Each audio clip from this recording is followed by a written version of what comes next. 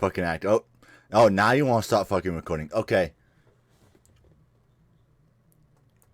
Good to go, Lalo. Started with issues. I'm Lalo, And I'm Robert. and we're doing a special book for a special day, cause there's nothing special going on. But honestly, Yeah, I'm really excited about. If anything, we should be doing this in August. Shut the fuck up. I am. Being honest, yo, just saying. Oh no, that's right. We're waiting for this Rails one for that one, huh? Yeah, this episode is actually in honor of. Well, considering that we're doing the Marvel Spider-Man 2 is coming out in October, I want to do this book right now in preparation for that. Man's missing every single landmark. Not doing it in August, not doing it in October.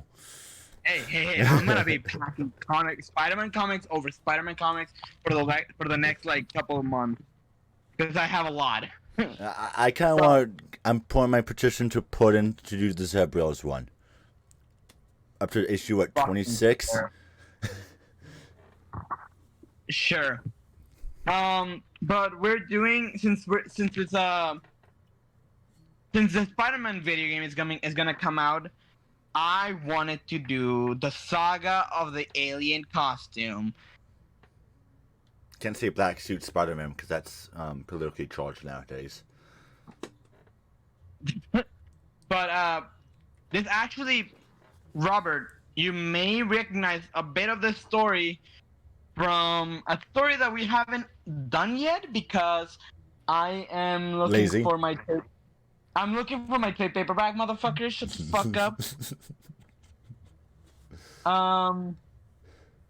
And it's actually a continuation of Secret Wars, which back at the time in 1984, it was going on alongside the book Secret Wars. This actually the first issue, Amazing Spider-Man 252, came out a week before Secret Wars number 8. I believe was the issue where Spider-Man got the black suit. Which I have recklessly purchased. You purchased it, yeah, you did, and at Tucson Comic Con, you got it signed by.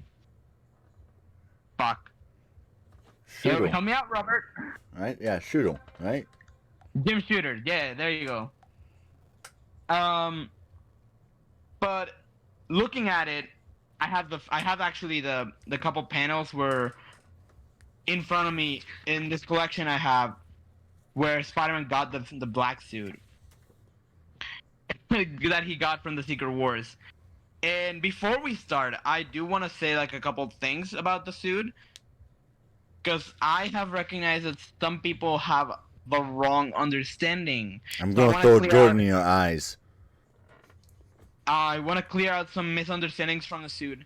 The suit is not like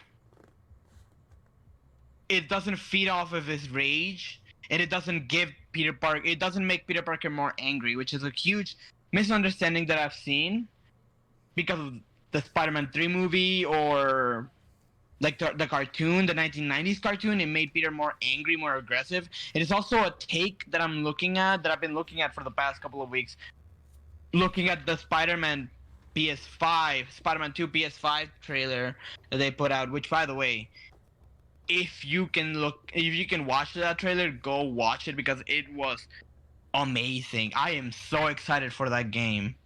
Meh. You're just saying that because you don't have a PS5 Why would I need a PS5? to play that game, because oh my god, it was awesome. I just wait for it to come on PC. You know, the reason why we're able to do this show right now? And so it just and everything that the suit is able to do is actually what we see throughout the story. And we actually you can start opening your book, Robert. Oh, so it's like fancy now. We open up with a newspaper from the Daily Bugle, asking where are they? Where are the superheroes that have disappeared because of the Secret Wars? And this actually established that right after the Secret Wars, that Reed Richards told literally everyone to not say anything about the Secret Wars, therefore making them secret, you know? What? No way. And keep it like on the wraps of what happened. And On we the see J. down Jonah low. Jameson. We see J. Jonah Jameson just talking to Robbie Robertson, who is the editor-in-chief of the Daily Bugle, of like how the heroes are gone, and then suddenly while we cut to Central Park, because originally the heroes, all the Avengers, all the X-Men, all and Spider-Man just went into a machine that was in Central Park, right? Yeah, it's almost And like we what- should have covered that first. I'm taking this all out of order, so we are doing Secret Wars eventually. Yeah, you've been telling me that for the past like year and a half. They go into an event that was going on at Central Park, and then they disappeared, only to be taken. And we now cut back to the machine appearing, and Spider-Man just jumping out head first with a brand new costume, and the headline that says "Welcome Home." I mean, don't you mean Homecoming? Yes, I am looking at it in Spanish. Okay? Fuck you. Bing bong. I am translating off the top of my head. This is how skilled I am in English and Spanish. Fuck you, Robert. If there are mistakes like that throughout this episode, I want you to know truly from the bottom of my heart, It's all my fault. I don't give a fuck. I am translating off the top of my head. Also, can you talk about the fact he has Dr. Connors in his arms? Yeah, I was about to say that. Well, Dr. Connors, the lizard, was actually recruited for the Secret Wars, but on the side of the villains. Why? Why would the villains want? You have Doctor Doom, some of the most dastardly people in the Marvel universe, and then there's a guy who's a lizard. Because he's dashing. He looks dope on a cover. And also, the Secret Wars was mainly a toy commercial for Toy Biz. And now, funny So, enough, like- the lizard's also a selling point for Marvel Legends. Not once, Exactly. but twice. He first to build a figure and then a Walmart exclusive, which we later on, weeks later, we found it on a comic book shop at quadruple the price, which was bullshit. And then the next weekend, it was at Walmart. For And then, regular price. the weekend after we saw it at a comic book shop, it was on Walmart retail price, which was like $26. Not even. I think it was like 23. Really? That's fucking bullshit. That bothers me so much. I just love the fact you're still rattled from that. Yeah. And I'm also rattled by the fact that my copy of that figure was broken. And when I asked someone to fix it, they couldn't fix it properly. So now it's just sitting on my shelf, broken as shit. Like Lalo. Cut. Getting back on track. So after Spider-Man jumps in, he's excited. He's like, I am home. God damn it. I don't like being in space. I hate it. That's actually a cool thing to do with the panel, though. Like the And speech bubble. Yeah. That's actually kind of cool. You don't see that in comics very often. And as he jumps in, he's trying to get water for the doc, and he's going to drop him off. He's jumping around, and he walks up to a police officer and gives him a smack on the lips, like it's goddamn Looney Tunes. And the Avengers start gathering around because they also just crossed the machine.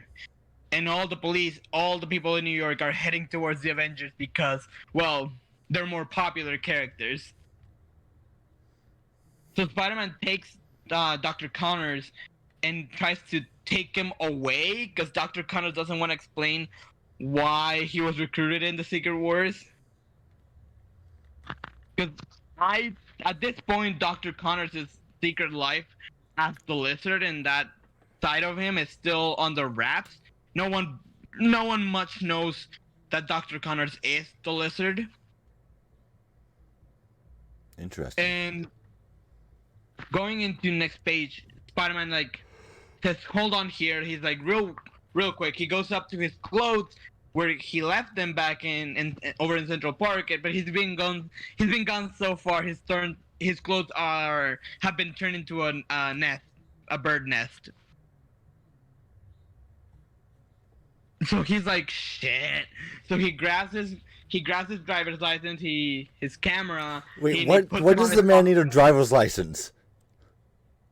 It's a goddamn ID, motherfucker. It's not the same thing. Driver's license and an ID are two different things.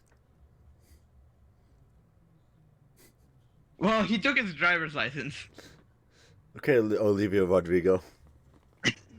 and he puts his camera next to his tummy, which is absorbed by the costume.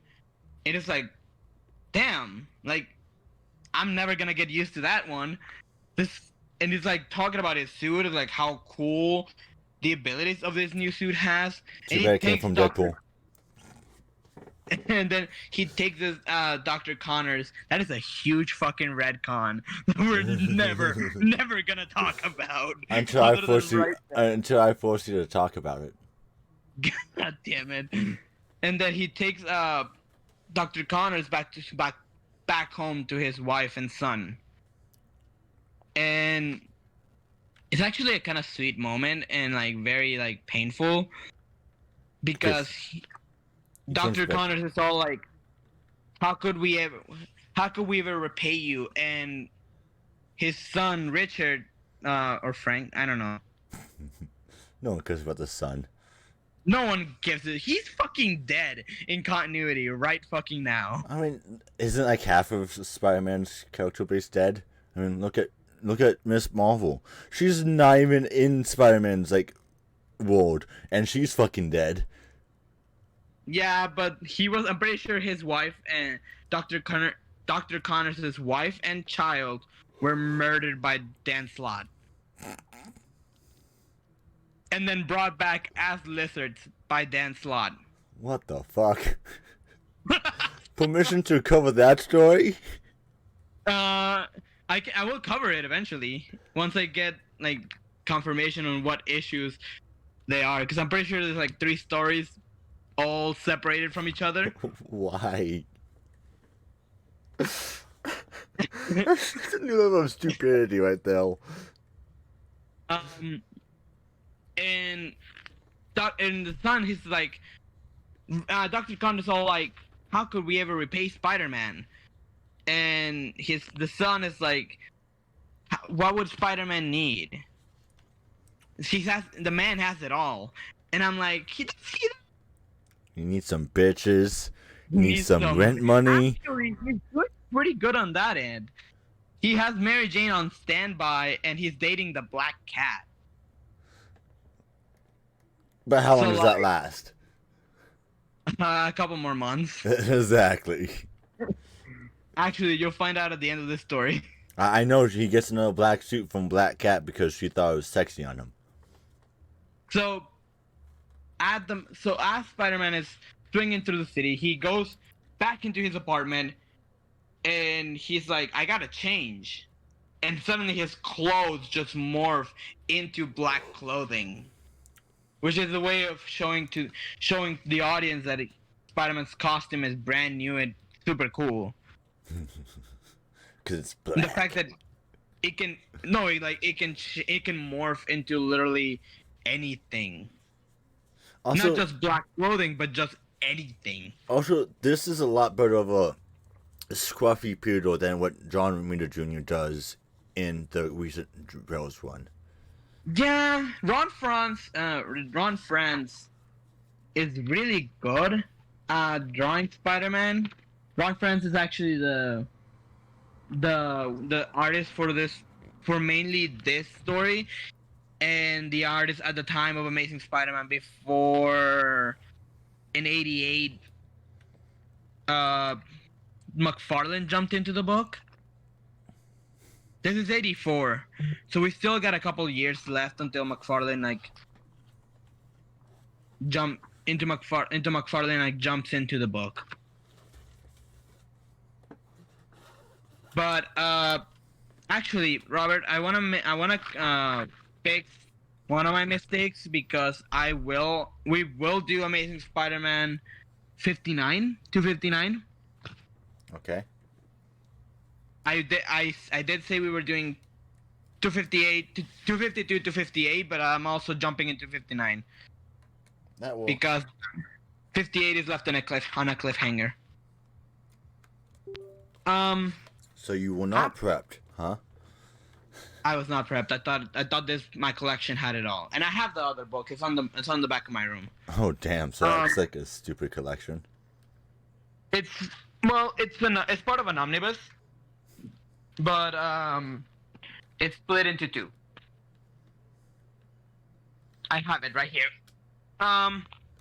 So as Spider-Man is he's off to call his Aunt May, and he's like, my aunt will have a heart attack if he sees me with a 5 o'clock shadow. And he calls Aunt May, and currently Aunt May is dating someone at this time. He's Nathan Lebensky, who later on. So, okay, let me explain the whole background behind Nathan Lebensky. So, in a couple of years prior to this, Aunt May started making a Gilmore Girls solution, like type of book, where she wanted to rent out some of her old rooms at her house in Queens.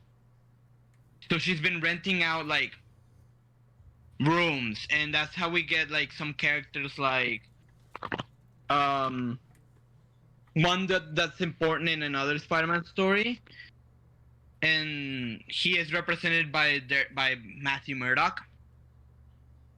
And this other character is Nathan Lebensky, who we actually talked about him on the Revenge of the Sinister Six episode that we did before.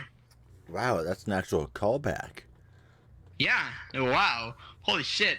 Who is later on murdered by the Vulture. There can only be time for one old person in a Spider-Man comic, right? Yeah, Nathan Lebensky dies of a heart attack, but also he's a gambling addict. As much old men know. That is wheelchair bound. Well, obviously. I mean, look at the panels. Who's in other books, it is revealed that he was taking money out of Aunt May's account. Oh, so he was a slime ball. Yeah, he's a shitbag. I fucking hate Nathan Lebensky, and you will see more why as we go through this story. So Peter Parker goes out because he's like dying of hunger. He is hungry. So he goes out to eat, buys himself a pizza, and while he's out, Selina Kyle.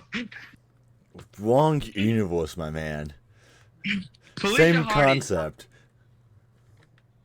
jumps in through the window of his apartment. The skyline. The skyline, thank you. And she's like, what the fuck? Where's Peter? Like, I wasn't recruited into the Secret Wars. Or whatever the fuck he went. It's almost like she was just it's almost like she's just one flexible human. Well, Felicia drops a few red flags of like an over-attached girlfriend. Okay, but look at her, okay?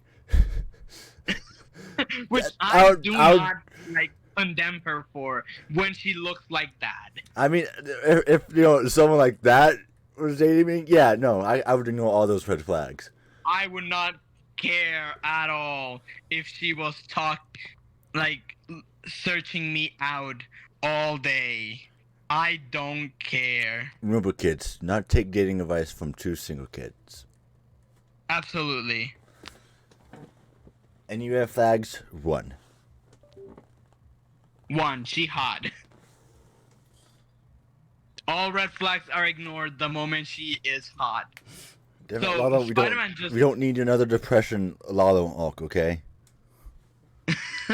all like when Peter Parker jumps back into his apartment, he checks his mail and he's all thinking like while he's doing this, he's like, I should probably like get some of the pictures from my camera that I took from the Secret Wars. And as he says that, his camera pops out of his costume, and he goes into his dark room. He reveals these photos, and he's like, "How the fuck would I even explain this? That Peter Parker got them. How the hell would I even like?" I can't reveal these. I can't show these photos to anyone. It just destroys them and goes to sleep. No, everyone does. No. And he can't. At the same time, he's like unable to sleep. He goes to bed for a couple hours and he cannot sleep. And he thinks that he probably should go out as he says that the suit crawls out of the chair, jumps onto him, and he's like, "Speed." As he goes into the night, we see like Spider-Man like stopping a mugger that's going down, and he freaks the other guy, like prompting him to run away from him because of the new costume. Well, when Spidey does blackface, yeah. I would run too. God damn it. And as he's going around, he encounters this couple that is arguing. And Spider-Man's like, whoa, guys, come on. What is going on? And the guy explains that he promised his girlfriend to buy tickets to this musician that they wanted to see. And the guy backed out, and his only response for backing out was, "Well, they suck. So like I'm not gonna watch them." And Spider-Man's like, "Whoa, guys, stop arguing. Listen, life is great. It could be." And in my head, I'm like, yeah, I mean, it could be worse. You could be stranded into a docile planet, fighting like your most biggest enemies, like Doctor Doom and the Beyonder. All to promote a stupid toy line. All to promote a goddamn toy line. Also, I'm gonna point out the fact that this is an obvious call forward to the callback, I guess, to the cover, but it appears that one person didn't realize that the person inside's black, and they put a white kid on the cover. Go back to the cover. I'm not kidding. Son of a bitch. I'm not kidding. Right. You're not. Yeah, this is the exact same moment from the cover. Yeah. And he puts them onto his shoulder. It is like showing them a bird's eye view of New York City. And he's like, "Look, this is your city, and it's beautiful, and it has a lot of stories, and most of them are good, but some of them are bad, and you gotta take the bad with the good, and it's amazing." And he drops them back down, and the lady is like, "What the fuck?" The guy just simply runs off.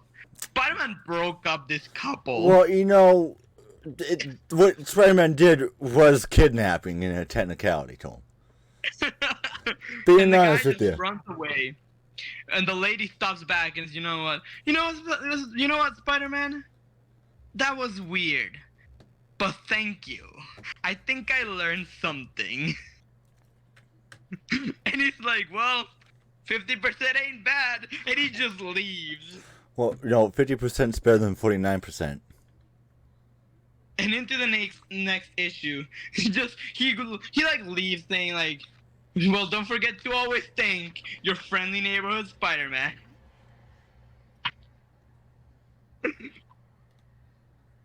Into the next issue. To the next issue. Spider-Man is witnessing like a football game, and he's taking pictures. He's out here, and we look at one of the players who is on the take for the Rose. And the Rose is actually in this era of Spider-Man comic books, is the son of Wilson Fisk. Oh, that's unfortunate. We're gonna jump into some pages out of this because some of these moments don't matter that much. Oh, so like Secret Invasion? Yeah. But we look into the Rose of like, basically the Rose is a character that's being, go to page 7. Can we talk about the fact he says it's Reb Stringen time? You know what that sounds awful like, Lalo? It's pizza time. No, it's Morbin time. God fucking damn it. The Rose is this character who is like trying to overtake the Kingpin's business while also hiding away that he is related to Wilson Fisk. Kind of like working undercovers, trying to. No, he doesn't want to be bogged down by his father's legacy. He wants to make his own name. He wants to be an entrepreneur. He wants to be his own man. Exactly. And, also being, openly flaunting a relationship with New York's biggest mobster probably isn't the smartest thing to do. He also wanted to be a mobster. Well, see, but openly flaunting the connection is a good way to get busted by the FBI. Oh, any superhero, pajama wearing guy. Like Matt Murdock. Or Peter Parker, who's basically wearing a onesie with a white spider on the middle. What is Daredevil wearing then? A red onesie with horns on it. A red onesie with the double D's in the front. No. I get the irony here. No, double D's would be looking a lot different in that suit. That's not what I mean. I know that's not what you mean, but that's what I mean.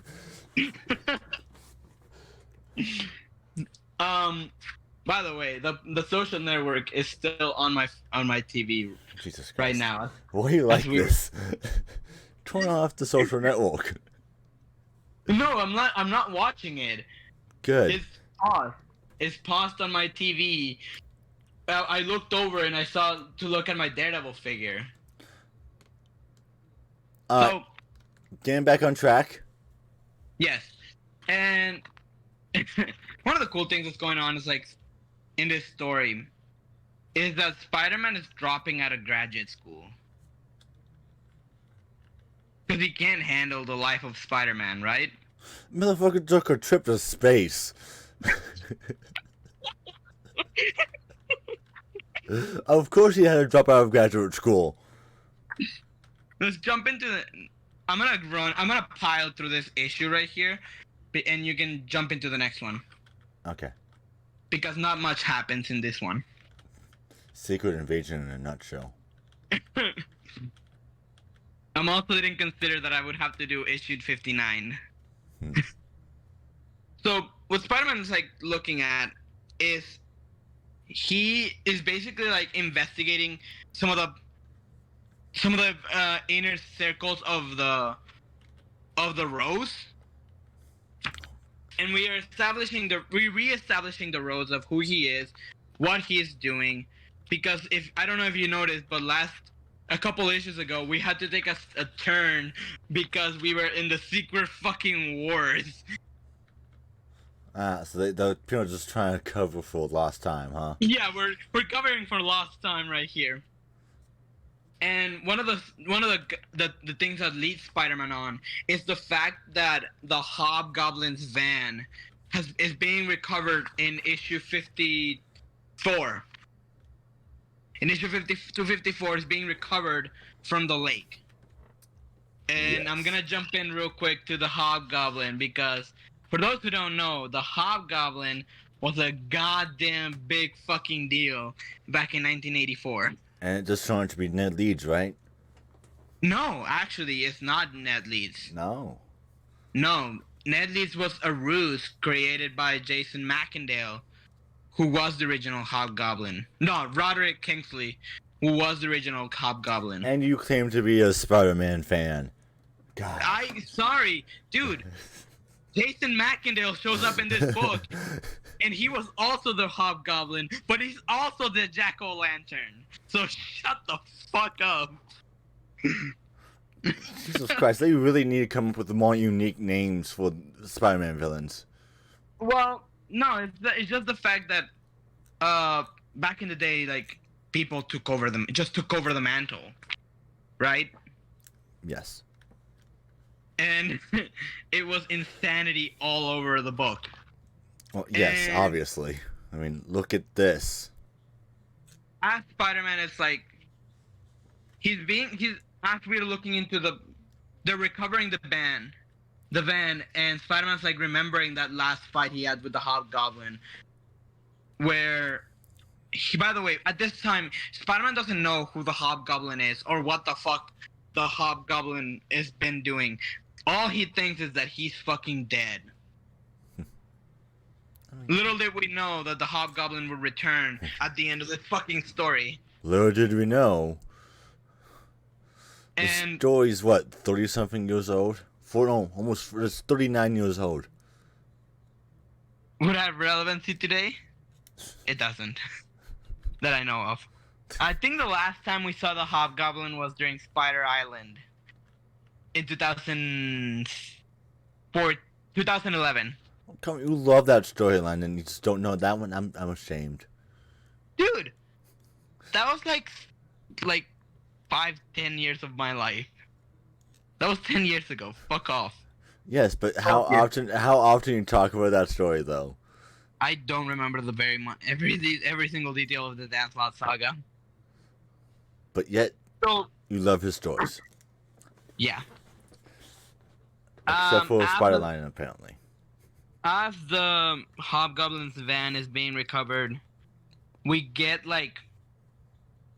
they put on a tow truck, not a tow truck, a flatbed truck. You know, I don't like what they're doing to the pocket thing for the black suit Spider-Man. And he's putting it into his dick. It looks like it's like a fake pussy. It's just the suit morphing into nothing and then closing up a hole. Yes, but Okay. how they drew it, does not look like that. It looks a little more explicit. Yeah, I know what you mean. It's This the is- camera sinking into his costume. That's what it is. God damn it. It's the lens of the camera sinking into his costume. That makes it even worse now. Okay, so Spider-Man grabs a spider tracker, puts it on the van as it's being taken into police impound. While that's going on, he remembered that he has to talk to Aunt May. You know, because Aunt May is pissed at him that he's dropping out of graduate school. Which I'm like, Aunt May, give him a goddamn break. He is a 23-year-old man. He's a college graduate at the very least. It's 1984. He's already. Gotta consider the fact he's still also that's a freelance photographer. Yeah.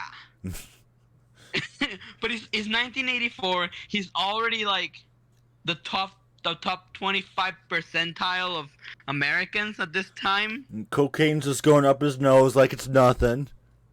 Hold on, let me look up what the gosh. what the percentile. Lalo, this isn't relevant. This isn't relevant to the story. American graduates percentile.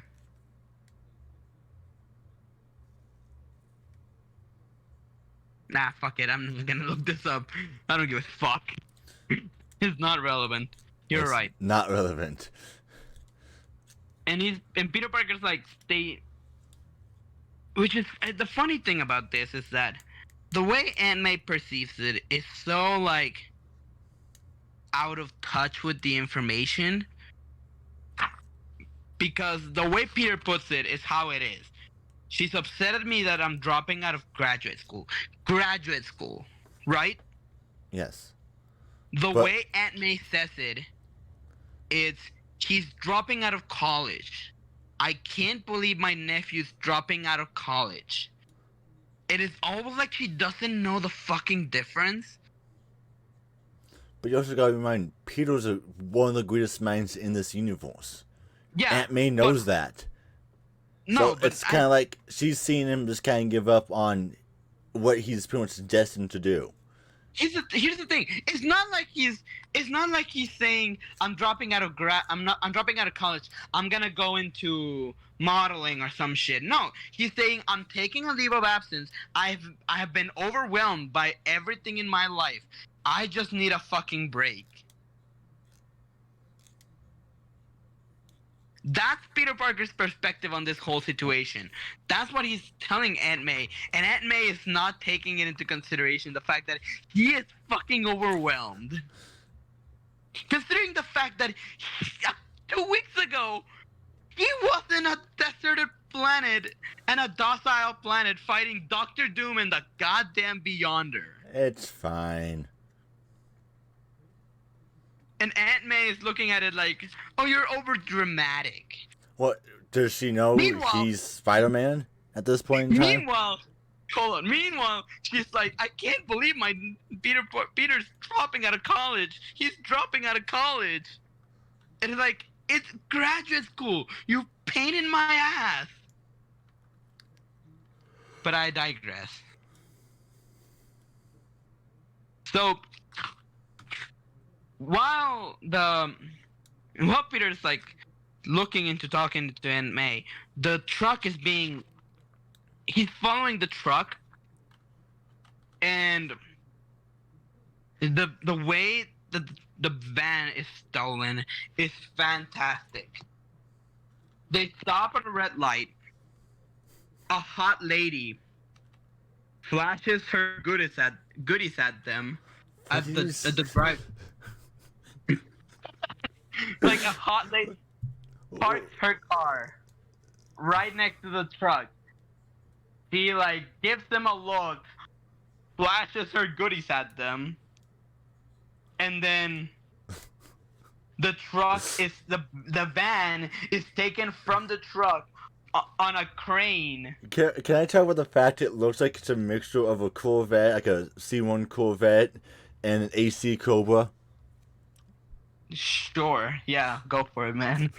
Because the rear end has an early C1 back end to it with this slope in the back, and on the top right it has like that bow back. But if you take a look at the front, while it does have some stylings similar to the C1 Corvettes, it looks a lot more like an AC Cobra or Shelby Cobra front end. Just from the open radiator hole to cool down the radiator for racing. I think Ron Franz just drew a fucking cool car, man. I think you're looking too much into it. No, because you gotta think about it. It's two of the most popular muscle cars, well, sports cars in America. The C1 Corvette. The C1 Corvette's kind of was, well, actually, was like Americana. So was AC Cobra. So Shelby Cobra is what pretty much caused Ford to go to kill Shelby to beat Ferrari. Because without this Shelby Cobra, Shelby wouldn't have made a deal. Ford wouldn't know about kill Shelby. And then Carroll Shelby wouldn't have helped him win at Le Mans, increasing Ford's popularity and selling more cars and becoming part of Americana. So it's just a car node in me. But yeah, I'm like, the front end looks like a Shelby Cobra, and the rear end on the top right panel looks like it has that styling where it slopes back into like a probably late 50s, early 60s C1 Corvette. Are you looking at the back too? Because they show it to you. Yes, that's what I'm like. That's what I'm talking about. The top right panel is styled. The car is styled like a C1 Corvette. Yeah. And the front looks like a Shelby Cobra. Okay. So they took, and also I want to point out that she probably took off her top, which is so weird to me.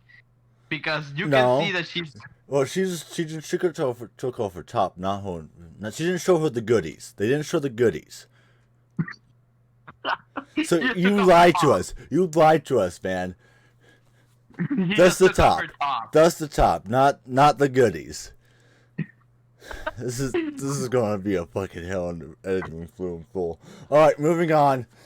So as Peter arrives to the Daily Bugle, we get like news of like he calls Nathan Lebensky.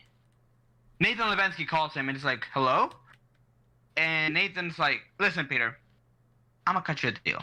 Like, I want you to come with me to have dinner with your Aunt May so you guys can flesh this out because you're both being ridiculous about this. So like, meet me at this place, at this restaurant, and we'll talk it over." And Peter's like, "Yeah, of course, yeah, hell yeah." Clicks, and he's heading there. As we get the news that the van has been stolen, and the jack-o'-lantern, and as Spider-Man is like,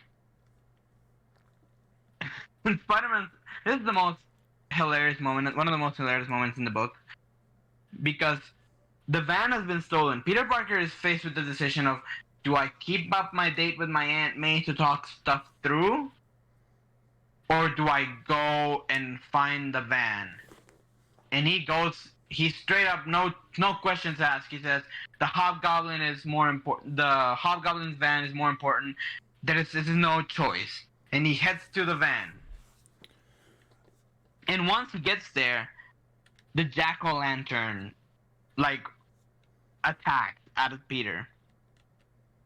And they get into a huge fight. God, that's such a stupid design. For the glider of the jack-o'-lantern? Of the entire concept of the jack-o'-lantern. It's literally... It's like if someone copied and pasted the Green Goblin, but put a flaming pumpkin head on him. Funny you mentioned that. So the jack-o'-lantern... Okay, I'm gonna explain a little bit of the background of the Hobgoblin and the jack-o'-lantern. Oh, God. Because Roderick Kingsley, his origin is that he stole some materials. He stole like a shit ton of armory from Norman Osborn, the Green Goblin, right? No, I thought he was the Red Goblin. And he created the Hobgoblin persona. Right? Yes. Then Jack-o'-lantern stole a shit ton of armory from Roderick Kingsley, Jason Macendale. So the thief stole from the thief? Yes, and he's like, well, I can't be like the Cream Goblin. I'm just gonna paint my whole... Like, I'm just gonna get this jack-o'-lantern and call myself the jack-o'-lantern, and that's it. Man, these like... When was this? The 70s, right? 80s, yeah. 70s, 80s. Fuck it. What type of drugs were they they must have been taking some hardcore drugs to think that... Yep, that's a good story right there. Let's put that to the presses. And also, so Jason Macendale later on became again the Hobgoblin, died on the job. It's not a job. He's a villain. He doesn't have a job. He died on a job and became a Demo Goblin. Oh, Jesus Christ. Let me which guess. Later on, Dan Slott. No. This is still like 1990 something. Jesus Christ, this is even when they were taking even more drugs then? This is Eric Larson who wrote that story. And he joined Dr. Octopus, Electro, Mysterio, Sandman. He basically joined the Sinister Six, replacing Kraven the Hunter. And he became the demon. He was the Hobgoblin, right? But with a demon inside, like as a demon. Jesus Christ. And then the more you explain, the more of a headache I get. This demon took over, like, please, his mind, I beg of you, no. He became the Demo Goblin, turning his costume from like orange to blue. That's enough slices. That's enough slices, Lalo. Please. No. So that's the origin of these characters, right? And while the fight is going on, Nathan Lebensky is checking his watch and looking over his shoulder, and Aunt May quickly realizes what's going on. And she's like, you set up something with Peter, didn't you? And Nathan's like, yeah. Listen, I will get over it. Okay? Seeing a sad Aunt May makes me sad. And they're crashing through like multiple like stores on a mall. And one of them being a toy store where there's a fucking the most reactive character in this fight is this fucking plushie right here. What? Not the G.I. Joe, the Real American Hero ad? Hold on. Look at the teddy bear, right? Yes. Then I want you to go to, that teddy bear is zooted off his mind. Yeah, that and like on the bottom of the page, he will see this teddy bear is alive, and you can see him right at the bottom of the page. This teddy bear is on some hardcore drugs. This image right here, that on the top of the page, proves that he's higher than a kite. But yeah, like you can. I like the G.I. Joe because they had the comics rights to it at the time, didn't they? Yeah, they had their comic books, but also like I'm pretty sure Toy Biz. Was Toy Biz bought by Hasbro? I have no fucking clue, man. Yeah, I don't know. I'm gonna look that up later. I'm gonna tell you. I think it might have. That's why they have. Hasbro does Legends. Yeah, I'm pretty sure that's the case. But if that's the case, that's fucking amazing. Anyway, so after the fight, the Hobgoblin like gets away. I hate when that happens. Spider-Man like rushes to the dinner with, and he's like, "Holy shit, the dinner! Maybe I have time." And by the time he gets there, Nathan Lebensky is left behind. And he's like, "You're a fucking asshole." Well, technically, Toy Biz is owned by Marvel. Okay. What the fuck? I don't know. It's one giant circle because didn't Toy Biz buy Marvel at one point? Okay, that explains like the in the 90s why Todd McFarlane didn't want to work with Toy Biz anymore, and he created Todd McFarlane Toys because Toy Biz was a direct competitor and they were owned by Marvel. Okay, I get that.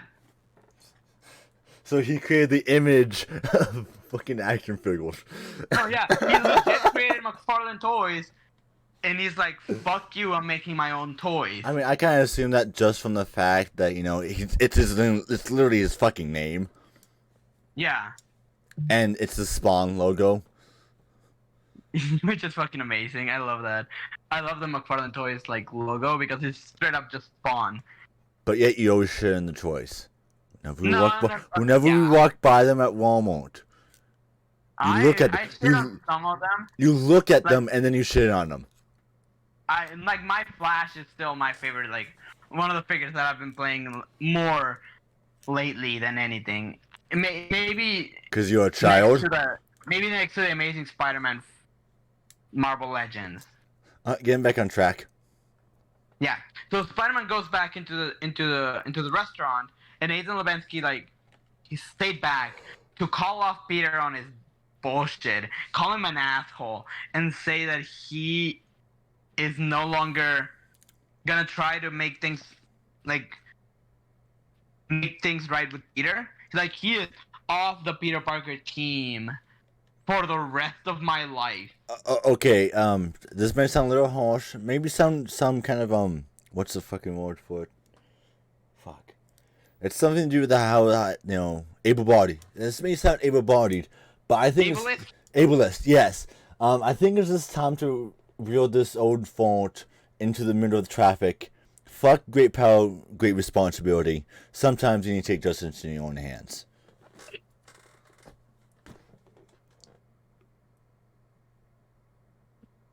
Are you saying you like fuck this dude, push him over to the edge of the street? No, Or to the dead oncoming center traffic? in the middle of a New York City intersection.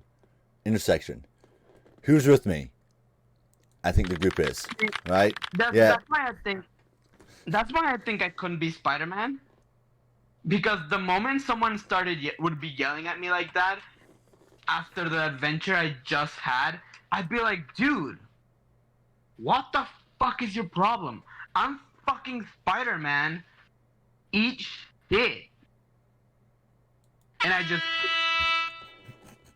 thank you. And I just pick him up and I pick him up and throw him over like yeah, oncoming traffic. Okay, before we get ourselves canceled for something that for some reason we could not get canceled over, but our dumbasses would find a way. We should get back to the story. Yeah. So Next issue.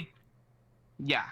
Basically, Peter Parker is like, he walks away from him. Nathan Lebensky walks away from him, and Spider-Man's like, ah, damn it, I fucked up. Which, in my opinion, no, you didn't, Peter. This guy's just being an asshole to you. Tell him, Steve Dave. And then we come to Amazing Spider-Man 255. Can we skip this one? There's no way the fucking Red Ghost is going to be relevant to the story arc. No shot in hell. Man wasn't even relevant in the Captain America Nick Spencer one. Okay, but how about the Ghost, the Black Fox? Fucking excuse me? You don't know who the Black Fox is? No. The Black Fox is a Spider-Man villain who is a geriatric thief. Why is a bunch of... Actually, no, that actually makes sense why a bunch of Peter Parker's rogues are old people. Is because that was the entire gimmick of... The juxtaposition with towards his age. Yeah. Still kind of one beat, but whatever. Okay, I'm gonna run through this issue, okay? Okay. Because I do want to explain some of it. Well, Spider-Man is like having some of his like recollections of what happened. He's looking for the Red Ghost. He's like trying to reconsider how to fix his relationship with Aunt May, and while also having a relationship with the Black Cat because she's still like the background of the Black Cat storyline is like he told her who he is, he told her who he is, right? Yes. And she had a freak out episode, which again another red flag. She doesn't like Peter, but she loves Spider-Man. She likes the Muscle Man, but doesn't like the Nord. That sounds No. That sounds like a problem that we have, Lalo. No. It's not that. It's like she doesn't even. She fell in love with the mask. She fell in love with the mystery. Yes, she fell in love with the mystery of like being the guy behind. She never cared about the guy behind the mask, which is later retconned in some other stories. But while that's going on, the Black Fox is breaking into this place and trying to steal these vase where the Red Ghost shows up. And the Red Ghost is this character who was bombarded by cosmic rays, and he has the control over some apes. These apes that are powerful and have several different powers and whatever, right? Don't tell me the Red Ghost is a Fantastic Four villain. He is a Fantastic Four villain. Jesus fucking Christ. And Spider-Man's like back on his apartment and he's like trying to figure out his life, and he goes like, well, I might as well call my aunt. And Nathan Lebensky picks up the phone and he's like, trying to patch things up with your aunt? Not in my watch, asshole. Click. And Spider-Man's like, I wonder what Felicia is doing right now. He goes out into the town while the Red Ghost is trying to steal this material for the the Black Fox is trying to steal this element for the Red Ghost cosmicizer, which is it's part of his plan to get rid of the Fantastic Four. Jesus Christ. Now, if you want to know what it does, I don't fucking know. This And I will never entire find out. I'm going to say something out of line right now. This entire story arc so far feels like a fucking shitpost. And if you want to know what the fucking cosmicizer does, no, don't ask me. That thing gets destroyed at the end of this issue. But after Spider-Man like fights against the Red Ghost, like against the Black Fox, the Red Ghost's apes go ballistic, start attacking the police. While Spider-Man like jumps into the inaction, and he's like, "Apes? Why? What the fuck?" They go in sicko mode. this ape going sicko mode, and one of them they get the apes fly off. The Red Ghost is like stopped by Spider-Man, while one of the apes goes ballistic on Spider-Man, turns into a fucking snake, and he fights. He's still fighting on Spider-Man's fighting the apes. One of them, they get away. Spider-Man gets blasted with energy, and the Red Ghost is like,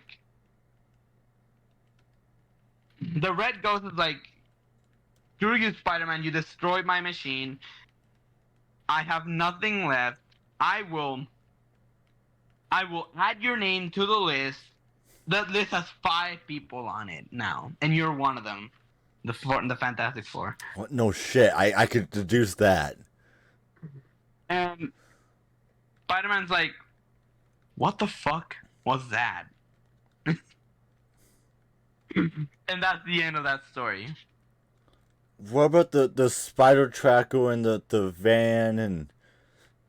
Oh yeah, that's just to remind you, like the Hobgoblin could still be out there. That was just a reminder that this was the filler issue, and you just wasted what? How much was this back in the day? It's probably what? 30 cents? That was like 60 cents. You wasted 60 cents on a filler issue. Congrats, kid. But don't you love that? Don't you love that in comics? I just got your 60 cents. Fuck you. Bing bong.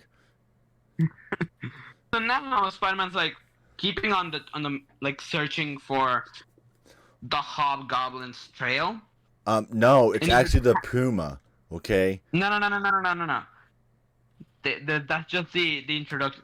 They're telling you introducing the Puma. Okay, fuck you. The fuck's the Puma? We don't know. At least I don't. Lalo might. I do. It's actually the first appearance of this character who later on became like very important on Spider-Man comics. Let me guess. Dan Slott. No. Later, earlier than that. Fuck, who was before that? Straczynski? So much so, 90s, somewhat. I don't know, probably like Larson or shit like that. Probably still Roger Stern. Probably, because he did kind of edge, Alright, continue. So while Spider-Man's like fighting these goons, Felicia is actually taking pictures for the Bugle on Spider-Man's camera.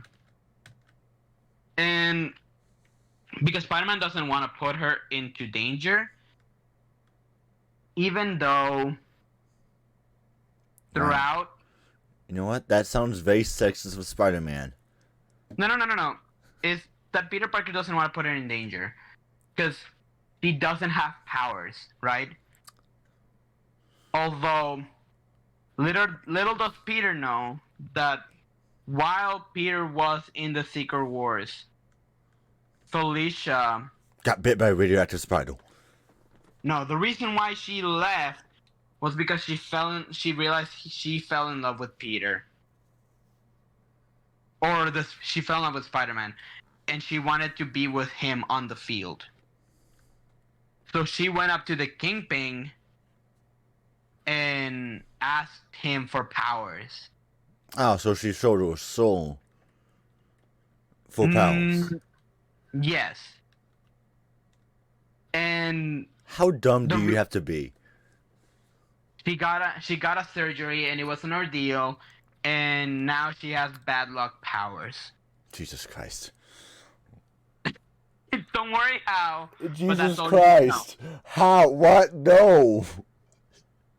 What the Spider-Man's being fuck? overpowered by the goons, while Felicia is like, Wait. at that moment, when Peter Parker is getting overpowered, Felicia jumps into the fight, starts kicking ass, and one guy is gonna hit her with a pipe, but her bad luck powers like attack, like strike. So it's the And he trips on- opposite of Deadpool 2's Domino. Yes.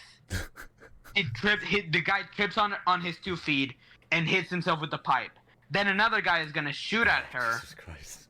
and the gun jams and blows up on his hand, and Felicia attacks him. You know, if this story was written today, this would be like Hood jumping in and out of multiverses to make the acceptable outcome. Back in the 80s, they said, you know what? Let's just give him bad luck powers. How? We don't fucking know, but we are going to give them to her. So there she has them. So Spider-Man's like, thanks, that was really cool, good job, but I would stay back. I would still stay back. You don't Stay have in any your power. lane, Black Cat. I don't want you to get hurt. And the Black Cat's like, chill out, honey. Like, we did it. We won. And now I think what she's doing is like she's asking him out to fuck. Well, in Becky, let me reality, smash. Peter Parker's like, I gotta get up early. I can't. So when he gets home, he's all exhausted.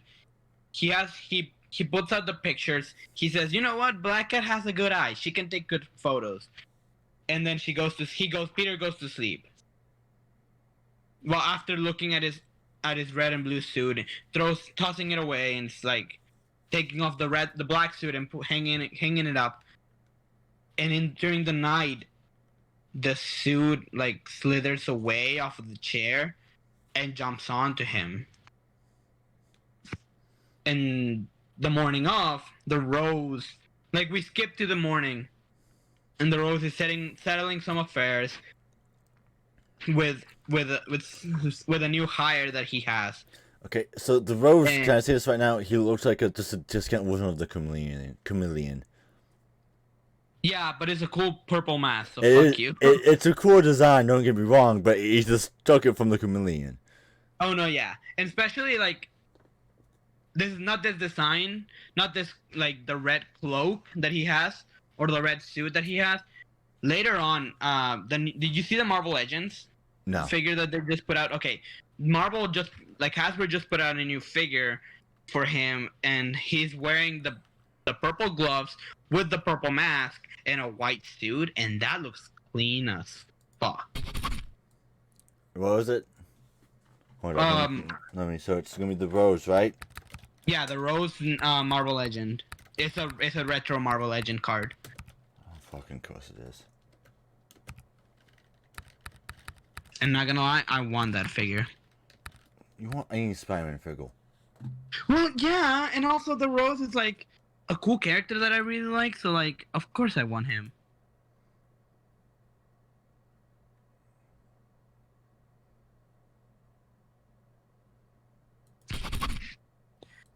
Alright, so here's what it looks like. Yeah, thank you. Yeah. I think I like the 80s design a little bit more though. I kind of like the him this kind of casual at home. I don't know. Well, so jump back to Hartsdale, New Mexico, and we're getting basically this guy called what's his name? The fuck is this guy's name? Some sort of big rig. I see a congressman, so he's a congressman. He's some rich man, but he's also Native American. Well, he says here is I'm I'm afraid that Fireheart is unable to attend that meeting, Yes. Congressman. He was called away rather unexpectedly this morning. He asked me to convey his sincere apologies. We were supposed to discuss new shopping malls he plans to build. Basically, Fireheart, this dude Fireheart is the Puma. And he's being hired by the Rose to hunt down Spider-Man and probably kill him. Also, can I talk about the fact that bottom right panel on page 12 looks like the opening scene for Mobius trailer? God fucking damn it. I won't put this out Yeah. anytime I see anything that remotely remembers it, just because it pisses you off. Thomas Fireheart. And he's like, he puts on he turns, like, his thing is I think he's a mutant, or It's Puma time. He's able to turn into this Puma man. Honestly, that's actually a pretty cool character design. Yeah. And he's like, he takes a job, but first he's gonna check out Spider-Man. He's gonna check out this guy, Spider-Man. Like, see what's up with him and look at him. Like, just take a look at him. Peter goes into the offices of the Daily Bugle to meet up with Robbie. Yes. And he is fucking exhausted. Because in reality, the symbiote has slowly been taking him out at night whilst Peter is sleeping. So when he wakes up, he's exhausted from being used as a puppet. There's no strings on me. So on this, Spider-Man's like talking to Betty Brand. Man, what do they do to Mary Jane Watson in this? Yeah, I was gonna jump into that, but Jesus thanks for Christ. She No, looks it's rough. the 80s. Ron Francis, like, She looks like a lady of the night. while this conversation, Peter's like, the background knowledge with Mary Jane and Peter Parker is that he proposed already, and Mary Jane said no, and then they broke up, and now they're friends, just friends, right? Ooh, baby, you. But in reality, Mary Jane still has feelings for him, and Peter definitely has feelings for her. But he's also involved with Felicia. So like this is not happening. So so while this is going on, Peter's like, "Well, I gotta go. Like, bye." And Mary Jane is like, "Well, we should hang out sometime, you know?" And Peter's like, "Yeah, sure. I gotta go." And Betty is like, "Boy, that guy really has trouble. Like, he has some problems." And Mary Jane's like, "Really? Tell me, because I'm interested." And we cut back, and the Puma has arrived to New York, and he started the hunt for Spider-Man. How pissed would you be if he's like a side villain in Spider-Man 2? In Marvel Spider-Man 2? Yeah, the Puma. I would not be pissed at all. I would love to see that. I was just about to say, like, I would love for this character to be like a DLC or something, or in a movie. If this is the villain from Kraven the Hunter, I would love that, because I've always wanted. See, that would make Kraven sense though. I always loved the idea of Kraven and Puma fighting, and we never actually got to see it. See, that would make sense. We all know fucking Sony does not make sense with their properties. I know, and it's fucking frustrating. And the Puma's like looking for Spider-Man, and he found him, right? And Spider-Man's like, he's in the middle of the fight. The Puma throws something, and Spider-Man's spider sense is going off, being like, what is going on? And then he barely dodges the pipe that was thrown at him by the skin of his teeth.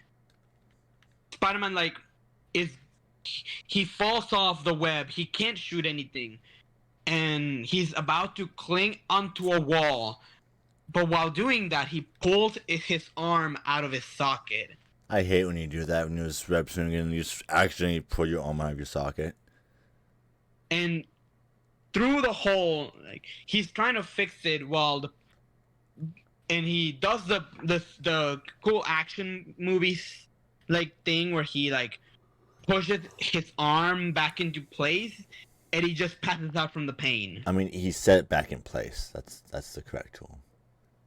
Yeah, he puts it back into place. He set Places it. Back in, He set it in set place. it back into place.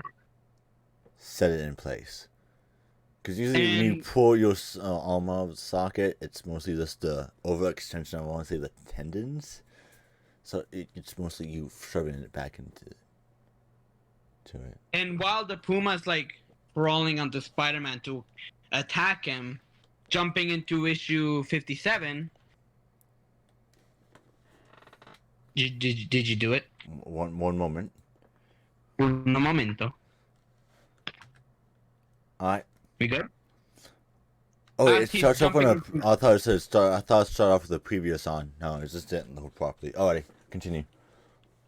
So Felicia just jumps into the way and starts fighting the Puma. Also, that's also a sick logo for Spider-Man. Yeah. Kind of like that. And as Felicia's fighting, she gives the Puma some bad luck, and he falls through the roof. And Spider-Man's like, he puts his arm into a sling, and he like pieces out. And he goes home, he passes out, and the Puma like leaves. Because he sees that Spider-Man's like a good guy, and he doesn't want to be like the Puma's conflicted, right, by this idea of being hired by a criminal. Just because you're a bad guy, does that mean you're a bad guy? Not a bad guy. That's the thing. Damn it, Lalo. Let me reference Wreck-It Ralph for once. Yeah, fine. So the Puma's not a bad guy. He's conflicted throughout this whole. And he, like, the reason why he came to New York was to scope out the Spider-Man. And when he realizes that, well, the Spider-Man's not an asshole, he, like, backs off. And while that's going on, Spider-Man's, like, recovering from the fight. And that's when his suit starts, like, crawling back into place, trying to try to take it off of himself. He crawls out of him, and that's Felicia like, ew, I don't like that. Why does your costume do that? And it's like, it's fine, it's alien technology. And Felicia's like, that don't look like alien technology, dude.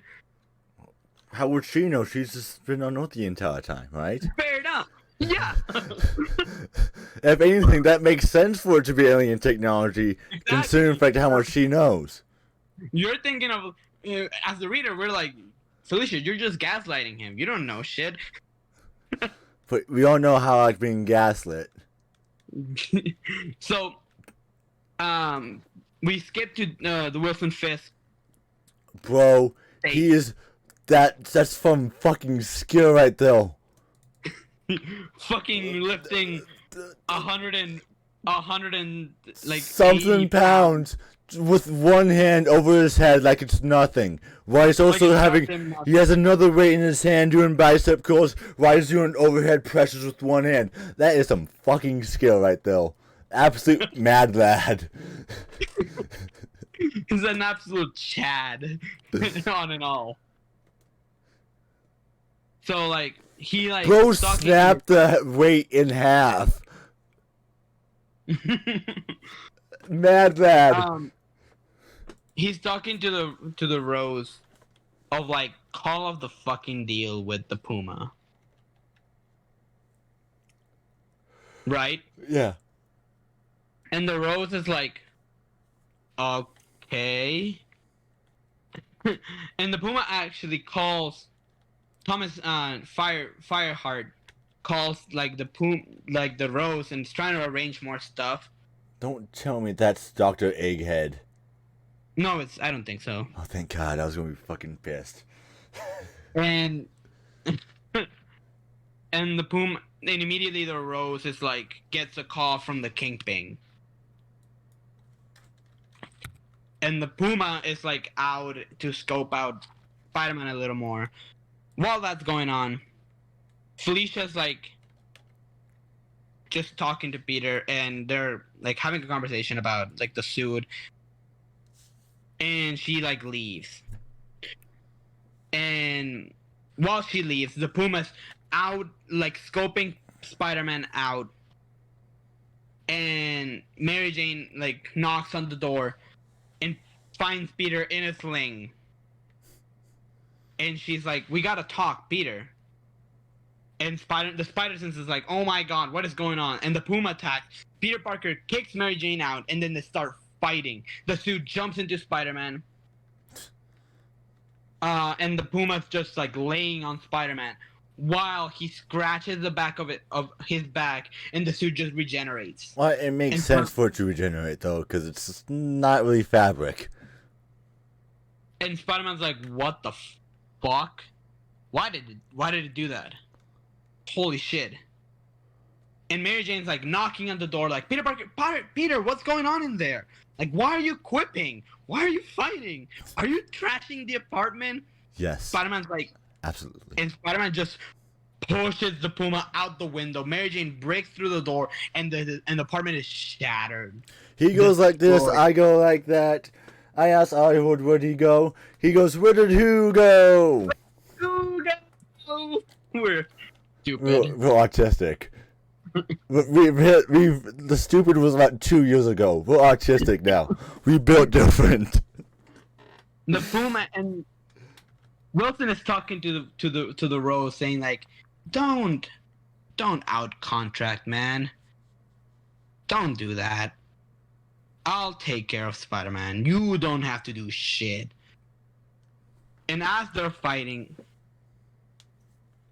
the Spider-Man and the Puma are fighting.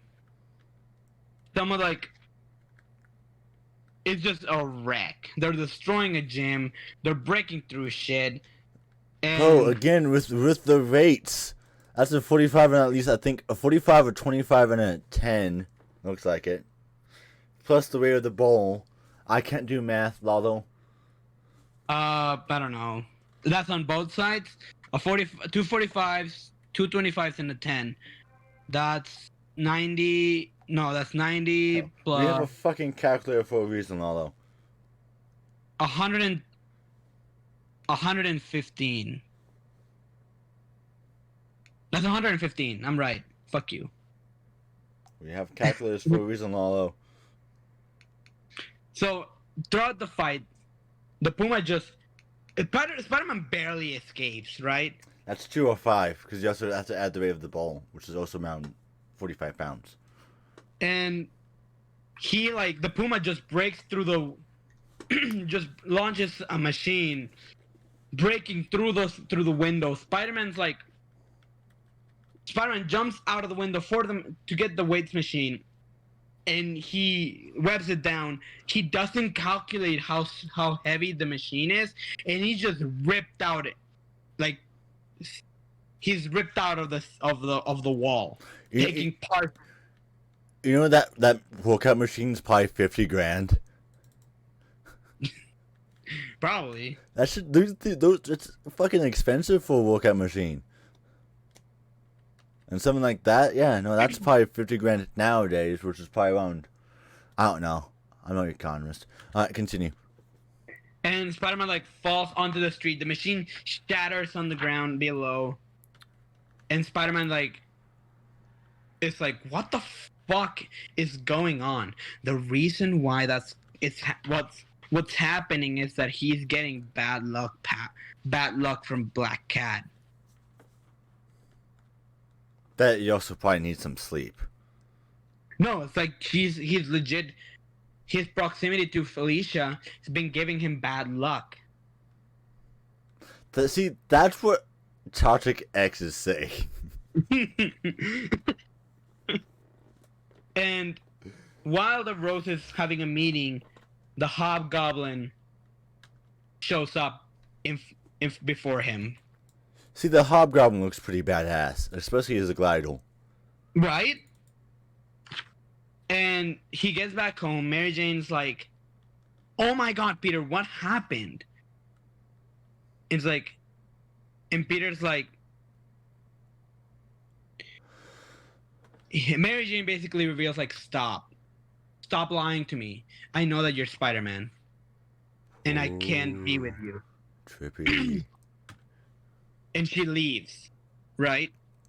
No, Peter Parker's incorrect. like, "What do you mean? You don't?"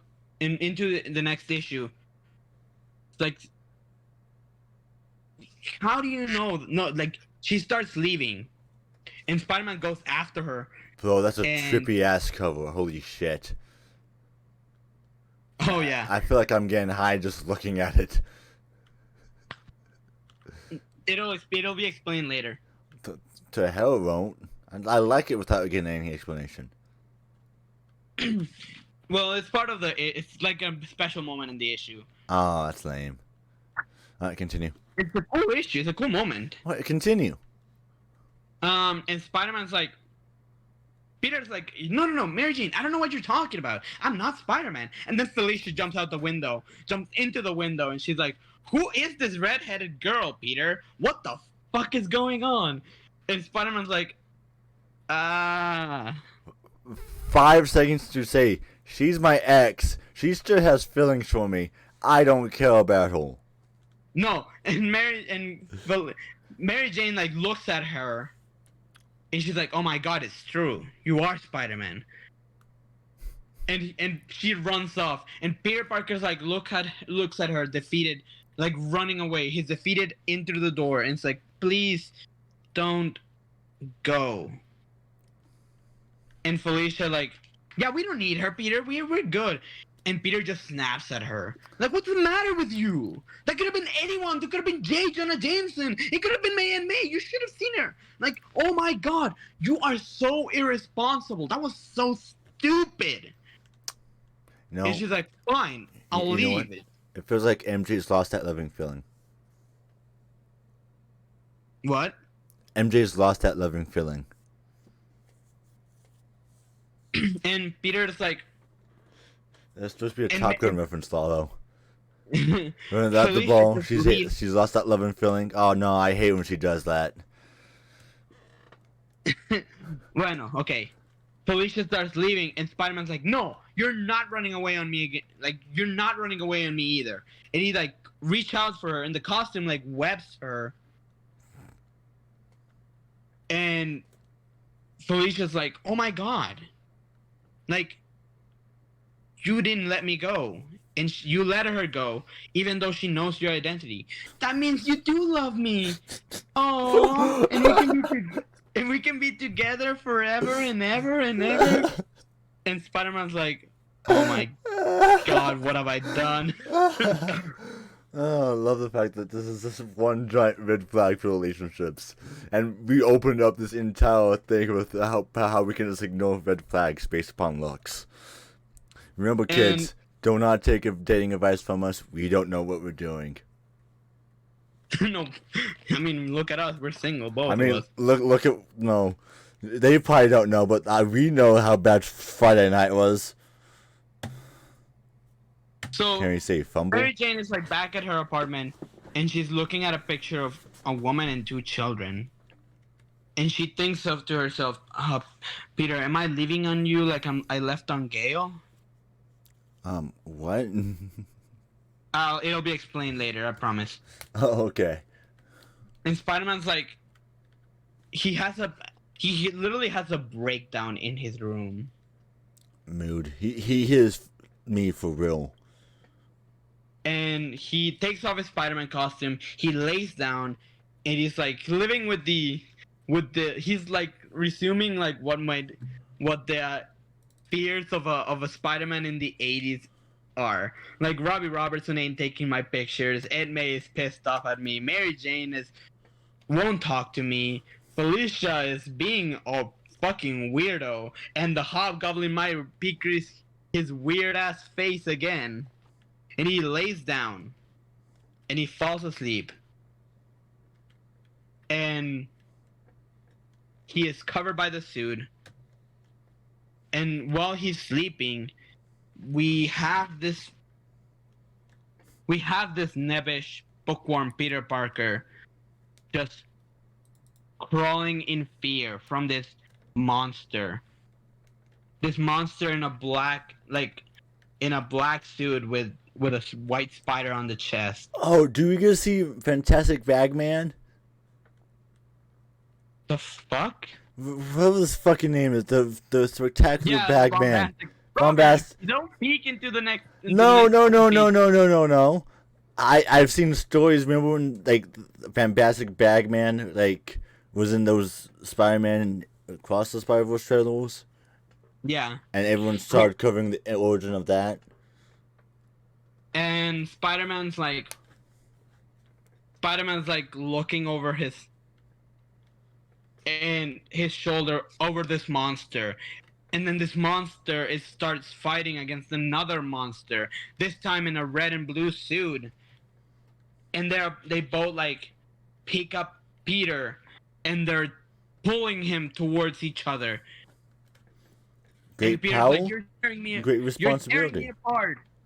You're tearing me apart, Lisa.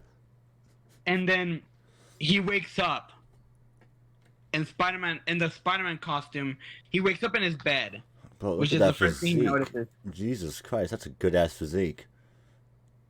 He wakes up in his bed, and the spider suit is, like, crawling away from him. And he's like, that's fucking weird. You know, Reed Richards told me to bring in the costume for a checkup if I ever needed to. Maybe I should pick him up on that offer. Yeah, you know, when it starts playing me like a puppet and giving me weird-ass hallucinogenic dreams, yeah, I think I'd just take it to the smartest man in the multiverse. And he goes into the Baxter building, and Johnny is like, he starts talking to Reed Richards about the suit, and they started like looking into the suit. And we cut back into the Rose's estate. Can we talk about how peak Reed Richards' design was? Honestly, the entire Fantastic Four was back in the 80s. Yeah, the black suit with white highlights. Holy shit! I mean, all the character designs were just goated. You know, Johnny Storm didn't. It's not black. It's dark blue. Yeah, Johnny Storm didn't have that goofy ass mustache. It's my least favorite thing about the new Fantastic Four one. And the Hobgoblin is like at the Rose's estate, and basically he's like, the rumors of my death have been greatly exaggerated, and the Rose bring his goons in, and he's like, if you are truly the Hobgoblin, you can kill my goons with no trouble. Can we talk about the fact this motherfucker never walks, he hovers everywhere? Motherfucker's inside an office and he's still on his little glider. Yep. Hobgoblin's a fucking badass, okay? No, he's a goofy motherfucker, but whatever. And Johnny is like talking to Peter, and he gets him some food.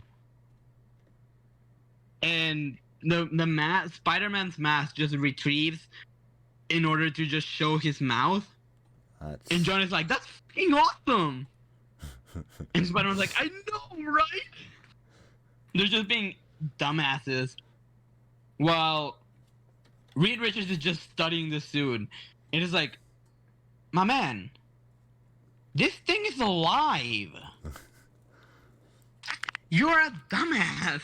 Like, how are you relying on this for your life? You need to take it off right now. And Spider-Man's like, okay.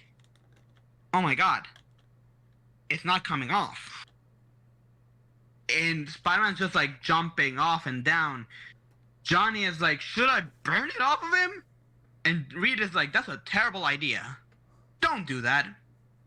And he stretches his arm just enough to find like a ray gun that is a sonic blaster. A sonic blaster. And he shoots Spider-Man with it, and the costume just jumps off. Johnny like encapsulates it with flames, while Spider-Man is naked in their office saying, "Don't look at me! You may not have a secret identity, but I do. And Reed is like, what are we gonna do? And John is like, I have an idea. And he gives him an old Fantastic Four suit. And in so we have the rise of the bombastic Spider-Man. That's honestly, this is the best Spider-Man design, best suit. Sure, whatever. Hey, okay, it's better than Amazing Spider-Man Garfield. Okay, Oh, shut the fuck up. fight me. I will fight you. And Spider-Man like is Also, this part also is the reason why the Future Foundation suit also exists. yeah. So no, that's Dan Slott. Well, no, well, this walked so that could run. Okay. So Johnny, like Reed Richards finds a camera on his costume and like this wasn't the costume. And Spider-Man's like dropped off in the middle of New York. As the shootout is going down. By the way, if you notice, Johnny stuck a "kick me" sign on his back. Oh, that's amazing. And as he's fighting, he is bombarded by newscasters that are like, what is this? What? That is just bombarding him with questions of like, what is the meaning of the mask? Why are you wearing an old Fantastic suit? And shit like that. And Spider-Man just runs off with the "kick me" sign on his back. And it's like, how could this day get any worse? And as he's saying that, the casket of Winters has been cracked open. And it started to snow in New York. That happened in a Thor book. The casket of Ancient Winters was open. And it just started snowing. And Peter's like, why is it snowing in the middle of July? I don't even get it. I don't care. And he starts his walk of shame because he doesn't have any web shooters because he's relying on organic webbing this whole time. Like a dumbass.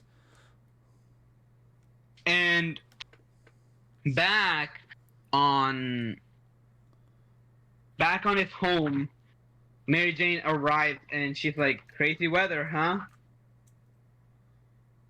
And sorry, I'm looking for the issue on my next collection. Ah. It's crazy weather, right? And Spider-Man's like, I found it. Did you find it? Yeah, I did find it. Is that what Peter said to MJ? No, shut up. Peter says, like, Mary Jane, I should have known you knew about my secret identity, and I just want you to know. And MJ just cuts him off because she has something to tell him too. And on the other side of the back in the Baxter building, we see the black suit just punching through the glass and forming a shape. And the suit is angry. It is also sad, and it feels alone and abandoned. And jumping into Amazing Spider-Man 259, we get the never before told, the true story of Mary Jane Watson. Oh, spooky. So, Mary Jane and Peter Parker are on a walk, and she is gonna explain, like, she's telling him what her childhood was like.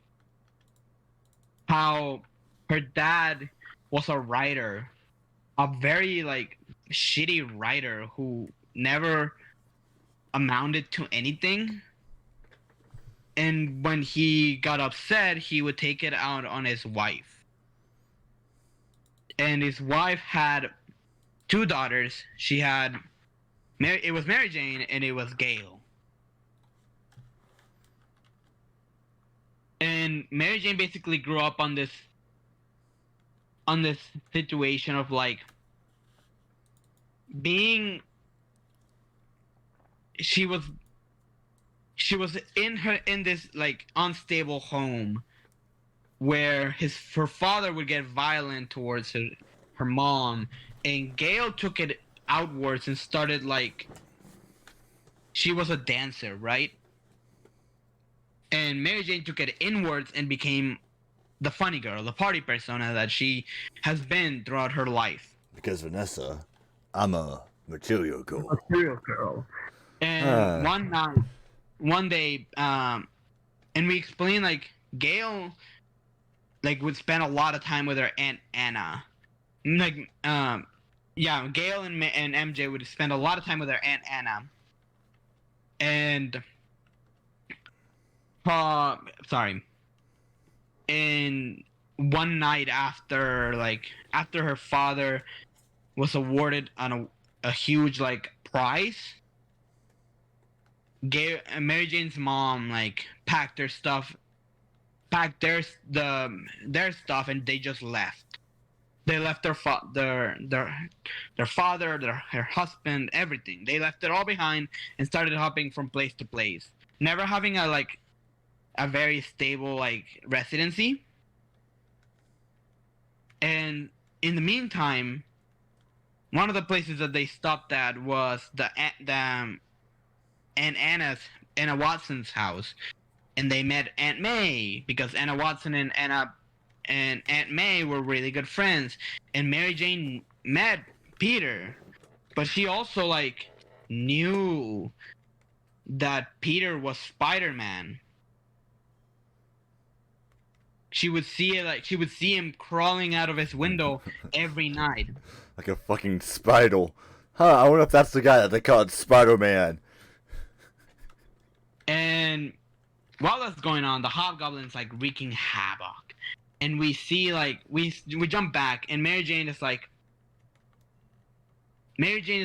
still telling like the story of like how Gail met this guy in college, and they got together, and then they got married, and then they had a child, and Gail like she doubled down on this wife life, this home lifestyle, and she abandoned like dancing and Their dreams, what she wanted to do in her life. Yeah, she abandoned who she wanted to be, but the guy still wanted to be a lawyer and had big aspirations, and it all led to fighting and more fighting, and it just reminded her what she grew up in an unstable home. Kind of following that trend of generational trauma. Uh-huh. And in the while it's going on, suddenly she gets pregnant again. Like Gail gets pregnant again, and when Mary Jane tells that when the first child was born, Gail looked so full of life and happiness, and her husband, her boyfriend, she looked at her like his life was over. And when the second child was born, he just left. He abandoned Gail. He left everything. And Gail moved back with Aunt May, with her mom and Mary Jane. And Mary Jane kind of kept them afloat for a long time. And, well, that was basically like the life that they were living. Until Mary Jane's mom passed away. And at the funeral, Gail was telling MJ that, no, it's gonna be alright, it's fine. You'll get another job, and everything's gonna be fine. Like, we'll get through this. And Mary Jane just snaps and says, no. You're not my responsibility. Your kids are your responsibility. And I'm done carrying this whole family. And I'm not gonna give up everything I have just to for you to fulfill your dream. And then she leaves her behind.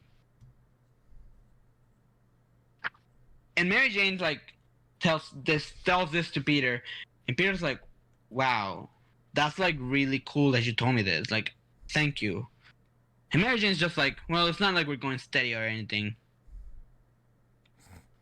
And while that's going on, Oh god, he has like, what the fuck? what? Unbeatable Biz, am I right? Yeah. And while that's going on, like Reed Richards is analyzing the suit. Also, can we talk about how good She-Hulk looks in this? Well, yeah, She-Hulk joined the Fantastic Four after the Secret Wars because Ben Grimm was left out. She was left in Battle World. I don't So- really care about that. I'm just talking about how good She-Hulk looks Fine. in Yeah. this. And while this is going on, like Spider-Man goes out. He gets ready because he hears on the news that the Hobgoblin has attacked again. And he readies his he's readies everything. And he puts on the old Steve Ditko Spider-Man suit and goes off to fight the Hobgoblin.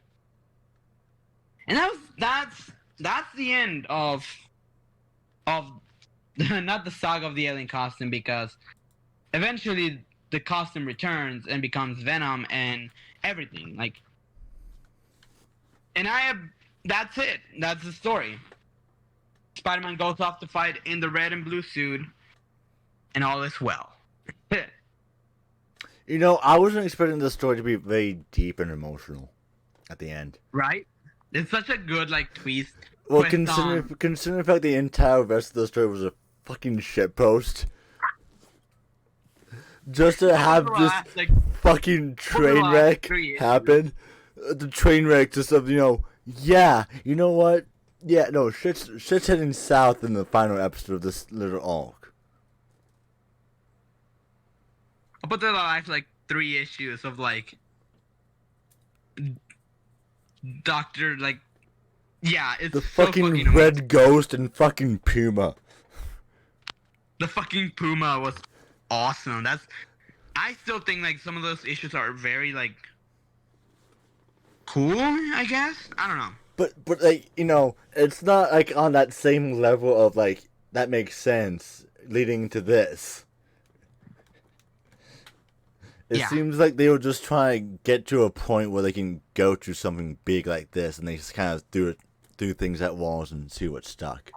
Well, that's kind of the view of Spider-Man comics in the late 80s, in the early 80s. I was gonna say, man, this isn't the late 80s.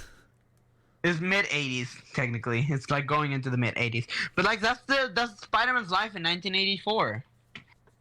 It's a cool window of how Peter Parker is doing. And then, funny enough, that's also Peter Parker's life in 2023. So.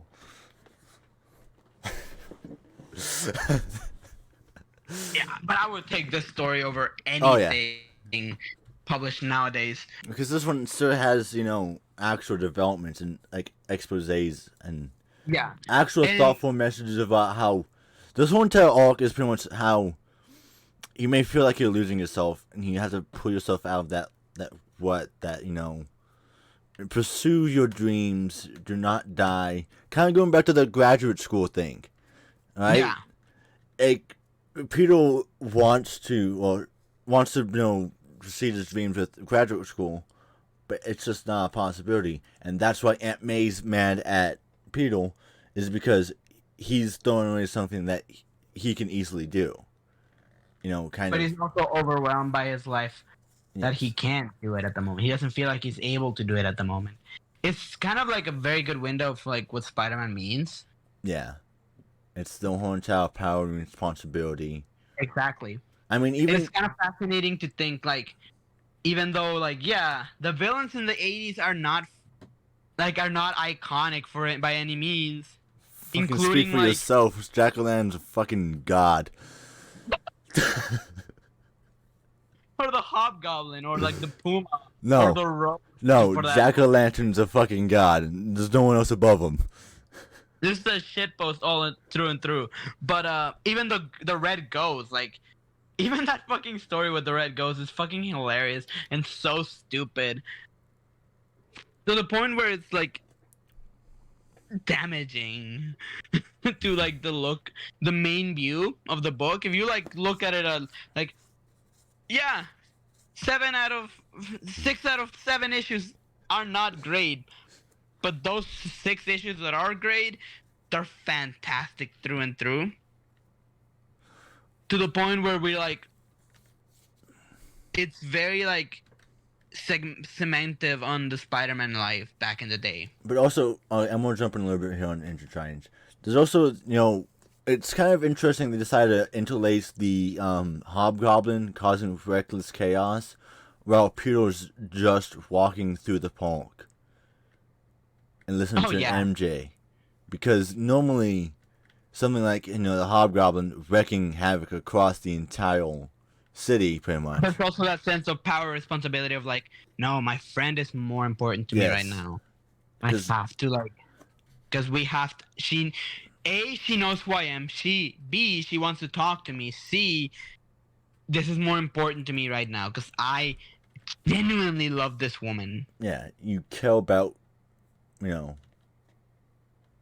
It's a cool juxtaposition towards like, yeah, we showed the Hobgoblin like wreaking havoc all throughout the city at the same time that Peter Parker is just listening to Mary Jane and her story. And taking a peaceful walk through the park. Exactly. And it kind of just shows at that moment what Peter's really thinking about. He's not thinking about Hobgoblin. He's not thinking about being Spider-Man. He's thinking about being Peter Parker. Yeah. And funny enough, like, people like ask, like look at this story and like say, well, did that even matter anymore? Does Gale even matter anymore? She was brought up once after this, and that was during the Clone Saga. Oh God. You got. So during the Clone Saga, they were trying to get rid of Mary Jane anyway, and I think that it was either James DeMatteis or some other writer who was going on at the time, and he's like, I know, I'll have her visit his strange sister and have a conversation with her. And I'm like, in the moment, like, that's really cool. Can we cover the Clone Saga in August? Let's make it a whole entire Spider Month of this stupid, horrible stories that Lalo has to cover, and it pains him to cover. If I were to cover the Clone Saga, I would just pile through the episode, and it would just be like an explanation. It would be like a Stories with Issues, like Back to Basics episode, or like it would be like me jumping into an era of Stories with Issues that we haven't done in a while. Which I would be interested in. It's the fucking flashpoint of the Stories with Issues, so yeah, it would be very interesting. So, like, yeah, I would reconsider doing the Clone Saga. I just have to get it. Lalo, we have it on Unlimited. I am aware. Don't try to make excuses. Oh, I have to get it. No, you don't. I know. I'm aware. You just have to read it. I would have to read it. That's what you don't want to do. You have to read it, and that's like, oh God, I have to read it. It was like 100 and something issues. Okay, Robert. Oh God. Oh come on. You have enough free time. I'm still like in vacation. It's fine. I mean, my man, you watched Amazing Spider-Man 2 for 5 hours last night. That's fucking fair. Yeah, that's my therapy though. That's my therapy. So can reading Spider-Man be your therapy? It's just gonna be the shit out of Spider-Man. So like, but yeah, in this story, it's like, little did you know, little does the public know at the time that this story would become Venom. This character, like the symbiote, would be the birth of Venom. And there are some other stories in between that are prequels to Venom, like this, like the death of Jean the Wolf, or the rise of the Sin Eater. Like some stories like that are like stories that I would love to cover one day. Jeez, would you imagine doing the death of Jean the Wolf? That would be awesome. We have all of August, Lalo. Fair enough, yeah. But this is but yeah, wrapping up. This is the Saga of the Alien Costume by Tom DeFalco. Yeah, Yep. by Tom DeFalco and Ron Franz. This is Story Delicious, everybody. Wait, Thank you for watching. no. We have to thank our grateful viewers for blowing the shit out of the Secret Invasion. Yeah. Neither one of us was expecting that. I was expecting that one to kind of flop. Not gonna lie. We were in the middle of, after watching Indiana Jones 5, which hopefully we get to talk about it on the show. Probably not. Probably not. It was a solid 7 at best. We probably won't get to talk about Indiana Jones, but I love Indiana Jones, and I wanted to watch Indiana Jones 5. Acid came out, so we went to the preview night. We saw we check out our statistics for that episode, and holy shit, guys! It had 2 views. Yeah, but the after that, like the week, we left it alone because we don't like to check statistics throughout the week. We just don't check statistics. We don't think about that. Because we like to have our clear mind for the next session. Don't them for you. We just forget about it. I forget about it. We just forget about it. Don't have a clear mind. But yeah, I like to have a clear mind. But we saw like a couple days ago, and thank you very much, everyone who saw that episode. It is now tied with the Marvel Zombies. So yeah, if anyone wants to make Lalo upset, everyone run up Marvel Zombies. That was pre-Flashpoint though. Well, it's still on the channel. Yeah, fair enough. Everyone run up Marvel Zombies. But please, thank you for watching, and if you like what you saw, this video, and be sure to leave a like and subscribe. And this is Lalo. And this is Robert. Thank you for watching. Good night.